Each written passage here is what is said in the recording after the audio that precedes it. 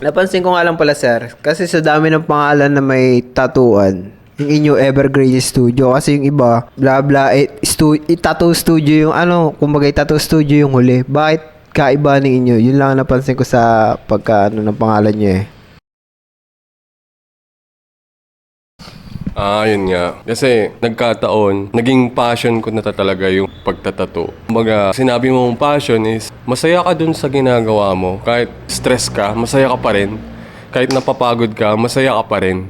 Yun eh. Nung nag-work ako, hindi ko nakuha yung ganong klaseng, saya. Papasok ako, stress, tapos to cut the story short, parang gusto kong mag-stand out talaga yung pangalan na para sa sarili ko. Yung best version ko. Tapos, yun nga, para makasabay din lahat kayo na pwedeng mangyari yung nangyari sa akin sa inyo. Na, umaga, take risk, tapos isipin nyo na kayang-kaya nyo.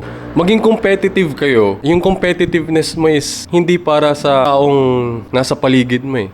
Kumbaga para sa sarili yung ano. Mismo. Ang kalaban mo is yung sarili mo. Kumbaga, higitan mo yung version mo. Yun yung pinaka-point talaga ng Ever Greatest. Kung mapapansin nyo, panay kami ng upload. So, ang representation nun is disiplina, consistency. Nagtatanim kami ngayon, wala pa kaming inaan. Talaga yung game plan. Maging disiplinado ka, maging consistent ka sa mga bagay-bagay. Yung pagiging best version ng sarili mo, higitan mo lagi, at least 1% better ka everyday.